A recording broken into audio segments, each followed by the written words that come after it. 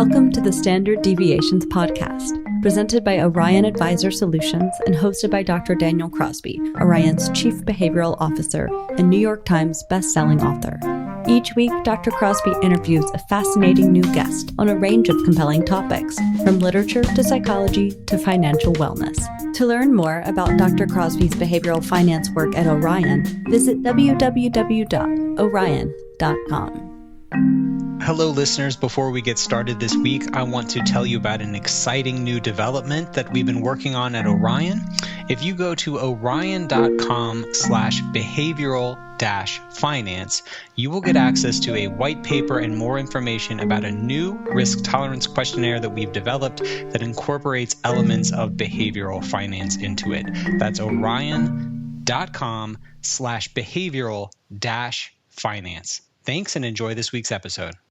Hello and welcome to the Standard Deviations podcast. I'm your host, Dr. Daniel Crosby, and I am joined today by Dr. Preston Cherry, who has a doctorate in financial planning, is himself a financial planner, and he teaches the next generation of financial planners. So things might get a little geeky, but we're going to talk a lot about the intersection of personality, psychology, trauma, and money.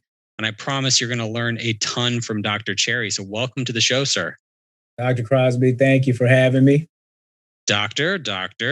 So we connected over a love of the big five personality traits. And I think even for the lay person who has just a passing interest in psychology, an understanding of the big five is really a great place to start looking at your own behavior and the behavior of others. So if you would briefly, what are the big five? And then talk about how you use that in your planning practice and how you communicate differently with your clients based on their personality traits. Right. So, the big five, some people say I have a little bit of personality.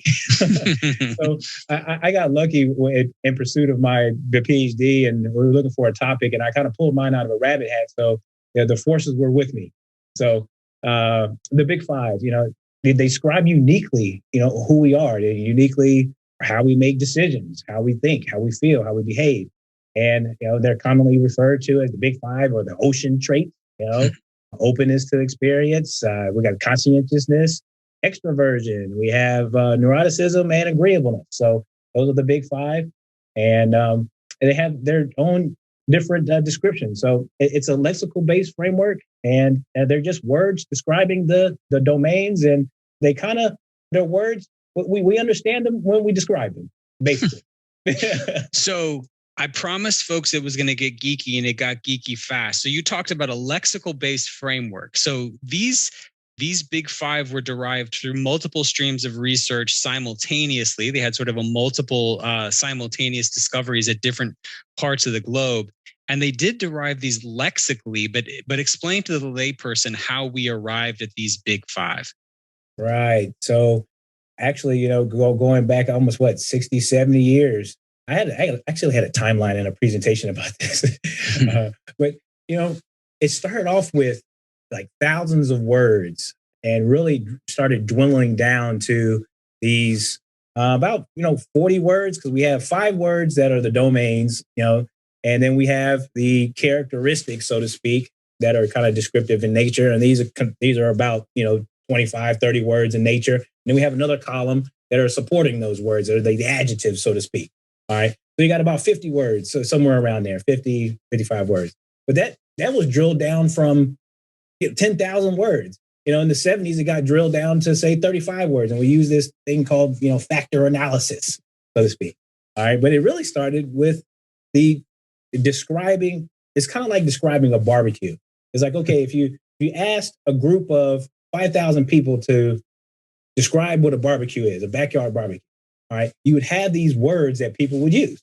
Everybody would describe a barbecue. Well, if the group of people that you ask, they're going to use the same words over and over again, and you factor analysis these words, and you spit out a group, well, you have 10,000 words, and you get 30 or 40 common ones. There you go. All right, so that's kind of the history of it. But again, like you said, Daniel, you have 3 groups that were doing this at the same time. And then it was a convergence around in the 70s and late 80s. And then this is where the big five started emerging itself. and you started having this agreement on what these domains or these facets were. Yeah. So you get people, rather than describing barbecue, which sounds great, but rather than describing barbecue, they were describing important people in their lives, right? And we found that very consistently across these three streams of research that you talked about, similar sorts of descriptions start to fall out. So let's go through those. Like you said earlier, they spell ocean or canoe if you prefer. But ocean. So the O is for openness to experience. One sentence. What's openness to experience? Yes, I would say, open to new values, new ideas. Just open to. I would just say open to those type of things. Ideas, even fantasy concept, like imagination type of things. I get into this with identifying with your future self, because imagination can work for and against you in some of these financial concepts when you're trying to identify with your future self. But I would say, yes, open to new things, new ideas, new values. Just openness in itself. Yeah. So a willingness to try new things on one end of the spectrum versus sort of a weddedness to tradition on the other, or familiarity on the other. C, the conscientiousness is one of the best predictors of job performance, right? So this is basically how thoughtful and planned out and, like, dare we say, sort of anal you are, right? Like sort of how sort of Freud would say how anal retentive you are, how structured you are. Right. The E is for extroversion. I think that's a concept that most people are going to be familiar with. Talk us through the A, though. Agreeableness is, I think, one that people might not immediately understand. Agreeableness, that's kind of self-explanatory a little bit as well. It's it has another A in it too. It's altruistic. It's almost a go along, get along. You can almost be too agreeableness. It's like, okay, it's trusting. It's somewhere in there. You can almost be too trusting. It's like if somebody tells me something, then I'm like, oh, okay, I'm gonna go with that because I'm gonna see the good in you, and that may be too trusting. And there's a lot of good in the world. I would like to believe that, and there is. But at the same time, that may be too trusting. I'm going to believe, or somebody that is agreeableness or high in the agreeableness scale may believe that somebody's being really candid with you, really straightforward and honest with you, and somebody may tend to believe that at face value. Yeah. So if you say to your significant other, "Do these jeans make me look fat?" the person who's low on agreeableness is going to go, "Yeah, honey, they do. Your butt looks big." Like, right? You might want to change. Yeah. Just go along, get along. Come on. You're gonna get some people in trouble there, Daniel. Okay, so the last one is neuroticism, which has a little bit of a bite to it. Yeah. So let's talk about this. I mean, this is sort of your levels of worry or anxiety. Let's move this now that we have a basic sort of familiarity with the 5 and where they come from. I'm a client, and let's pretend for a minute that I have high levels of neuroticism. That's surely not the case, but let's pretend pretend for a minute that you have a client with high levels of neuroticism. How are you going to communicate or plan with a client who exhibits higher levels of anxiety? What do you do differently there? Yeah. They would tend to, first of all, they're more intro, inner kind of. They have more of an inner view of themselves. There's a more inner focus, meaning they're not worried too much about other folks. All right, they got to feed a lot of things. They got to feed a lot of inner emotion, which may lead to maybe self-destruction, impulse, maybe self-doubt. There may be some gaps there. So there's a lot there. They tend to, research shows they tend to be in these maybe the depression modes, destructive behaviors. There's a lot there that could be unpacked. And when you're talking about anxiety and worry, okay, just on that scale alone, we may need to be asking open-ended questions like, okay, what is on your mind right now? What is giving you that angst and worry? So there is a whole spectrum of things that need to be asked in an open manner. So we don't necessarily assume, but it does give us a signal that we need to ask something to be unpacked. Yeah. Now, are you going to actually make a different asset allocation decision? Let's say someone has astronomically high levels of neuroticism versus someone with extraordinarily low levels of anxiety, are you going, all else being equal, timelines and risk capacity and all that being equal, are you going to have those portfolios look differently, or are you going to try and address that neuroticism in the actual coaching and planning process?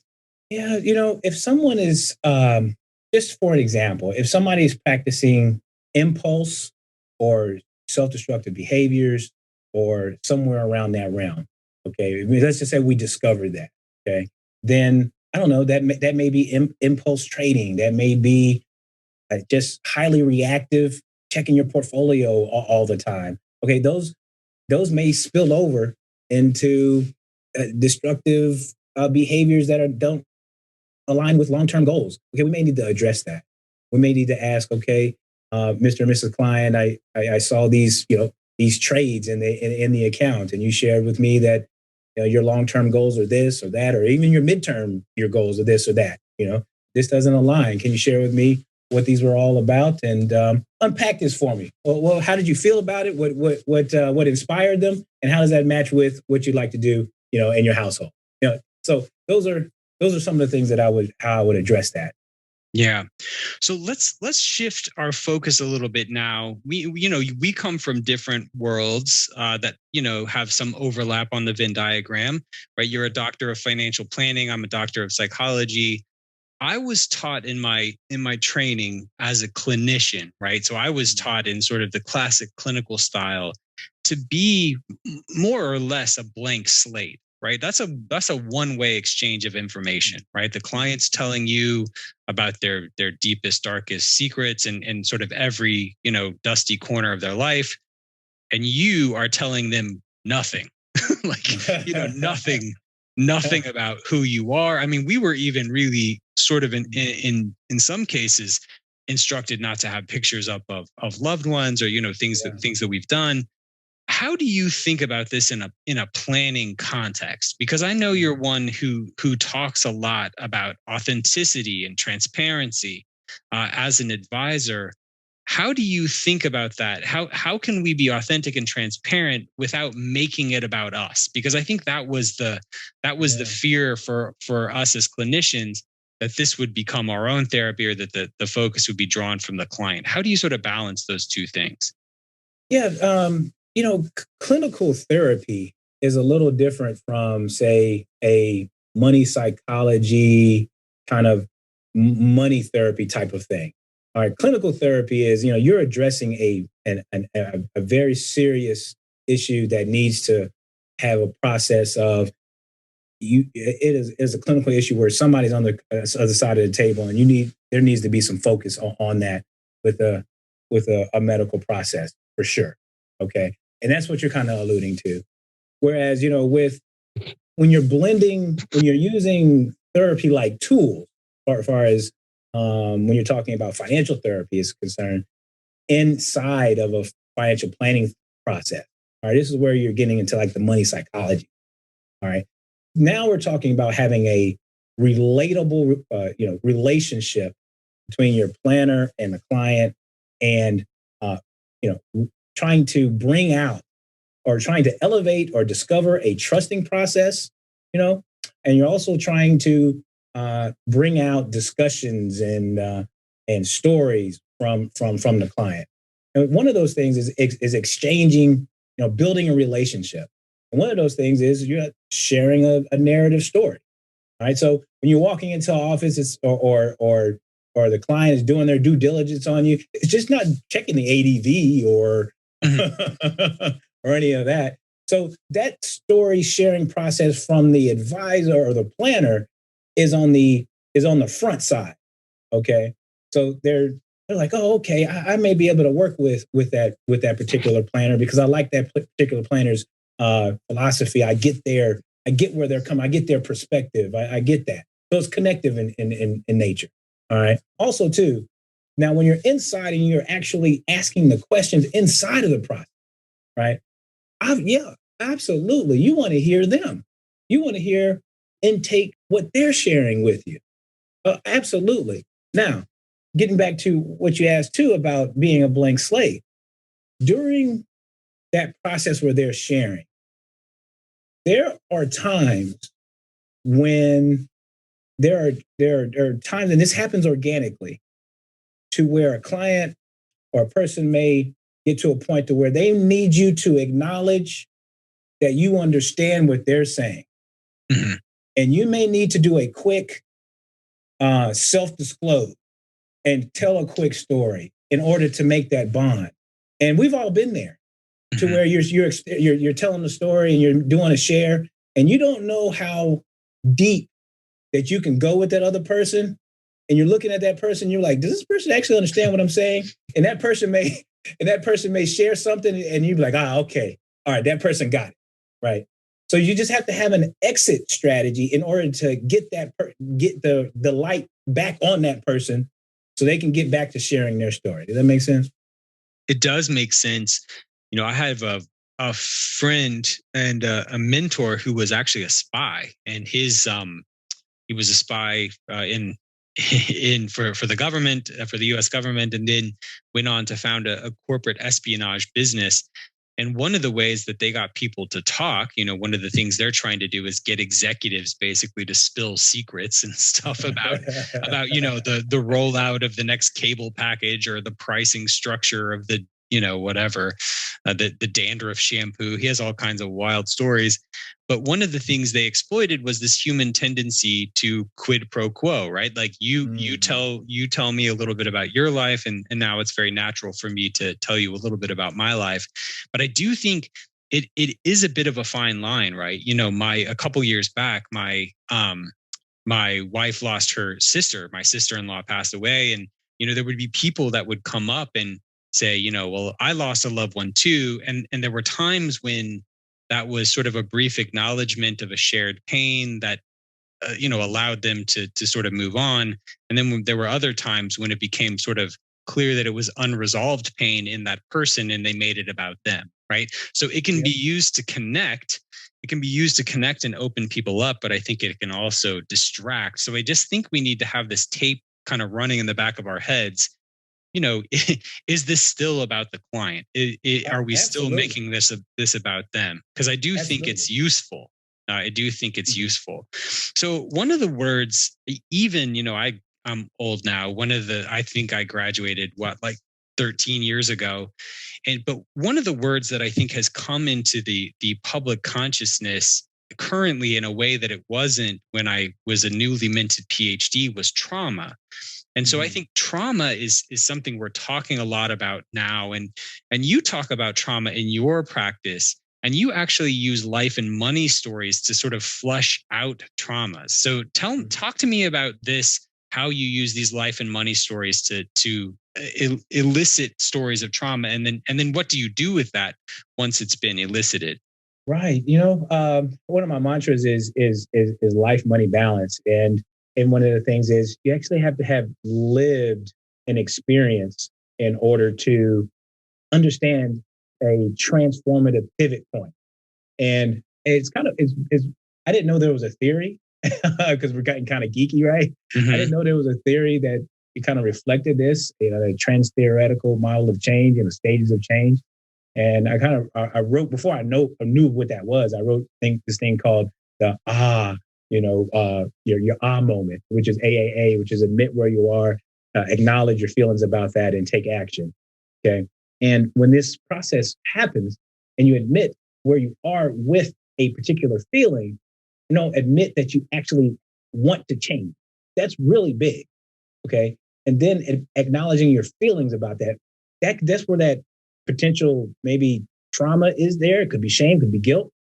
Okay. And that could be a barrier. Those two stages could be a barrier to action. You have to have the first two and process the first two in order to get to the third A, which is action. And so often, and I've done that myself, and here we go back to the sharing of a story in order to connect. I know what that feels like, and so do others. Mm-hmm. And so do others. And when people hear that, they're like, oh, okay, yes, I know what that feels like as well. I want to do that for my own self. How do I do that? I want to experience that as well. Let's start. I'm ready for change. I'm ready for change. and I'm ready to go through that process. I'm ready to see my light and go through my transformative change and get to my life aspirations as well. So I think there's some good meat in what you just said, and I want to unpack it a little bit. So this trans-theoretical model that you're talking about, I think it's more commonly referred to by regular folks as stages of change, right? Stages of change, sort of yep. stages of change readiness. Walk our listeners who may not be familiar with the trans-theoretical model. You don't have to go through every step, but the basic idea, right, is that a lot of times we jump straight to intervention, where people may not be at a point, they may be just thinking about it or even before thinking about it. And so the idea is that you have to sort of identify which stage of change readiness this person is, and then tailor your intervention to that stage of change. Now, talk to us about your 3A process. You ran through them, but I want to stop and unpack those a little bit. What is, go to the first one, admit, right? Admit. What's a money trauma that someone might need to admit to themselves, and what does that look like? Right. So kind of like juxtaposing this. Oh, yeah. Megan Lurch has a great write-up about this on the kitsis.com article. But yeah, one of the stages of change is, and then there's a book about this too. I forgot the authors, Di Clemente and Prochaska and Di Clemente, yeah. And I forgot the third article. Whatever. Anyway, just want to just proper attribution. But yeah, the pre-contemplation is the first stage in that stages of change. And this stage is people don't even want to realize that they even have something to admit. So if we can't even get to that, and that kind of juxtaposes with my interpretation of that admit stage. But let's get to that. All right. And one of those things, as you asked, is, okay, I may be spending too much, and that's a whole nother topic. I have no problem with spending on goods if you have the means to, and you have satisfied all your buckets. But if it's harming your goals, and it's a barrier to your life's progress, okay, then we need to do something about that. If just behaviors, whether it be gambling, it could be a several behaviors that are harming your life and money progress. Okay, these things are harming either one of those, because they're working in harmonious fashion. They should be working in partnership, your life and money. And if there is a behavior or emotion that is harming the progress of those, then we need to admit that and be ready to admit that. Let's start there. Yeah. So once we've admitted the problem, you now say we need to acknowledge it. How does acknowledging look different than admitting? What's sort of the difference there? This is about acknowledging the feelings that you have about what you have been doing. I remember for myself, the reason why I share about how myself, it comes from a model that's been established for decades. Actually, it's an AA model. Actually, it's in the circle. And people get to sharing. They say, "Well, I'll speak for myself." And it's a powerful model, actually. And you get in this big circle, and people share, and it brings out share. It inspires people to share about themselves. But you start flushing out how you may feel about the actions that you have taken. What is that? All right. Shame, guilt, regret. Okay. About maybe you spent, I know I did. I had a lot of fun back in my 20s. Now, some of it I want to keep. I still do. All right. But some of that I wish I was like, you know what? I wish I had some of that money back. All right. All right. So some of that is regret. I have to process that, Daniel. I had to process that. If I keep that with me, if I don't process that and I keep that regret and that shame and guilt with me, I cannot process that and acknowledge that and then go on to action, because then I'm feeding the regret. I'm feeding the shame. And then I'm back to the actions and the behaviors that have been destructive. It's a cycle, and I'm never getting to the corrective action. Yeah, no, I love it. And then the last one is action. This is sort of the go time, right? This is the intervention phase. This is when we start moving. Yes, Perfect. absolutely. Perfect. Yes. Beautiful, memorable, simple, much easier to remember than the stages of change themselves. I love it. And it's that moment, right? That's everybody right. can remember that. So you've also written about the power of writing and journaling as we budget and analyze our spending. Talk for a minute about why you think it's so important to journal, because it doesn't sound like much fun to me. It doesn't sound Oh, wow. Well, here's the thing. We ask about all of these. What can we do to these tools can we use? Automation and apps. And there's some good things out there. Ryan, just shout through all. There's so many apps. I won't shout out to a whole bunch, but there's a lot of good things out there. Automation obviously was one of them. I'm a fan of the old school pen and paper, Daniel. All right. Pen and paper.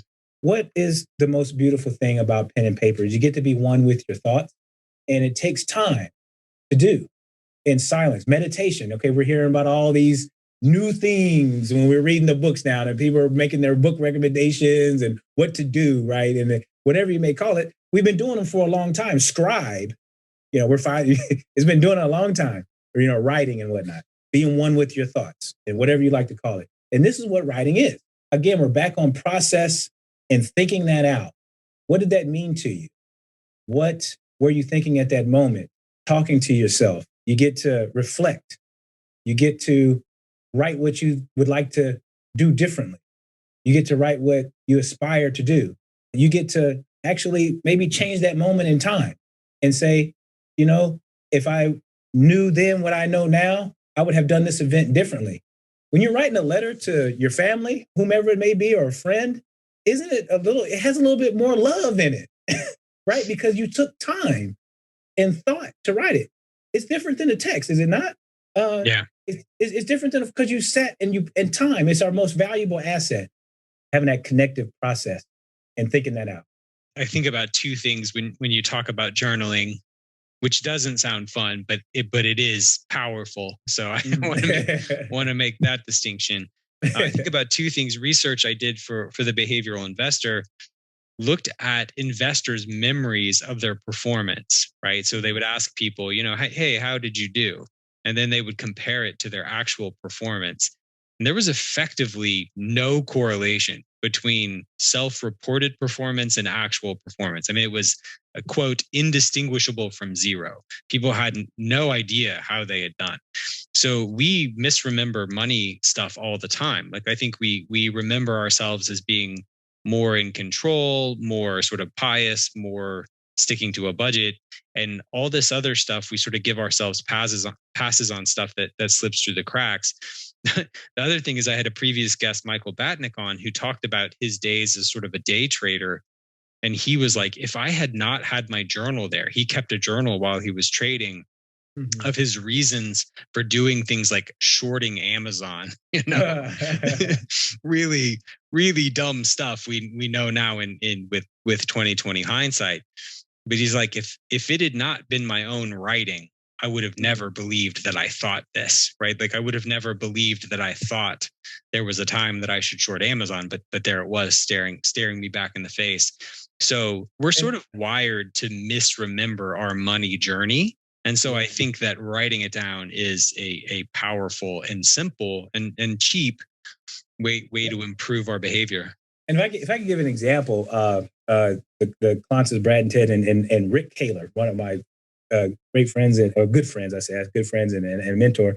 They have this thing called the money egg, and it gives you it's adapted from the trauma egg from psychology, and they took it to the money, and it allows you to draw pictures. You're supposed to do this in about 10 or 15 minutes. Take your offhand, start from the bottom, go to the top, draw the little pictures of your earliest money memories to the present, and assign plus or minuses to them in one descriptive word about your money memories and your life memories and where they are, and up to the top. Okay. And it's allowing you, and then you're supposed to write the pictures with your offhand because it's supposed to unlock memories, so you won't be doing it with your dominant hand. So there's a little psychology there too. Yeah. And then you use your right hand to actually write the plus or minus sign in the word. Okay. But that exercise is supposed to help you unlock your life and money kind of life. Okay.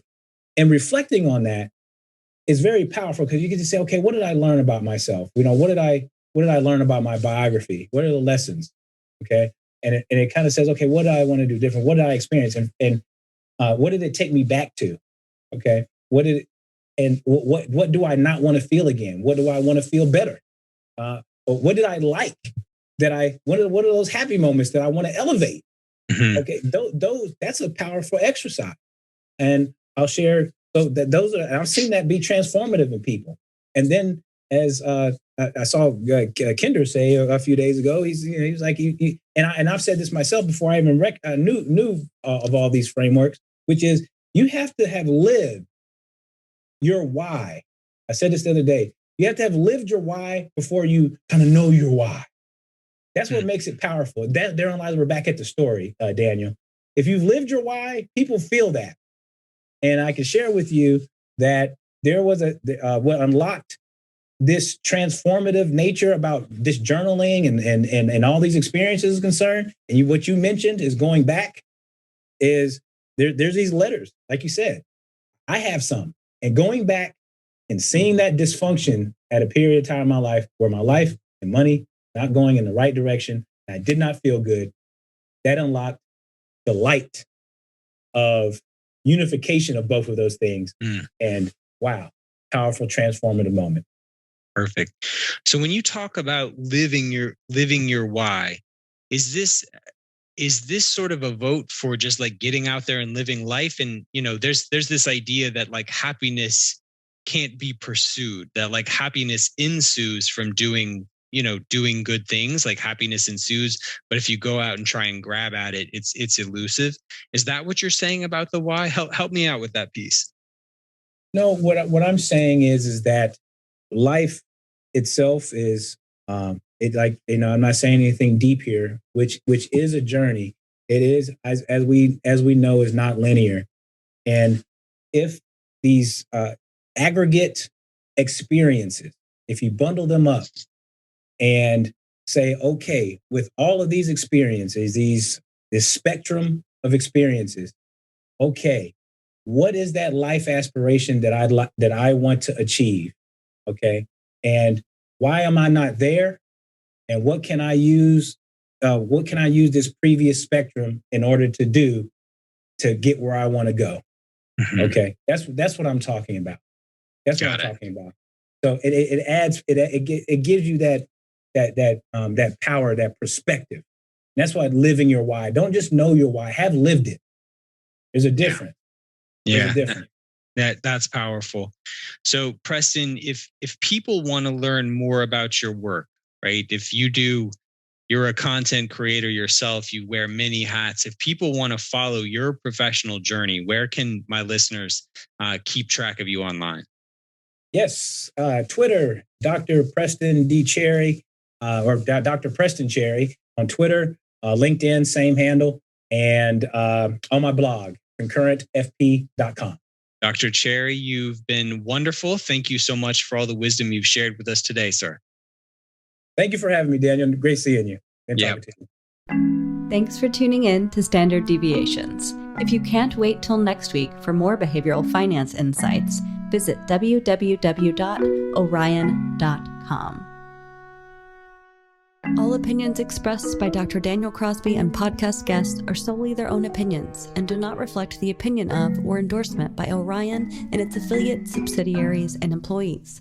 This podcast is for informational purposes only and should not be relied upon as a basis for legal, tax, and investment decisions. The opinions are based upon information the participants consider reliable.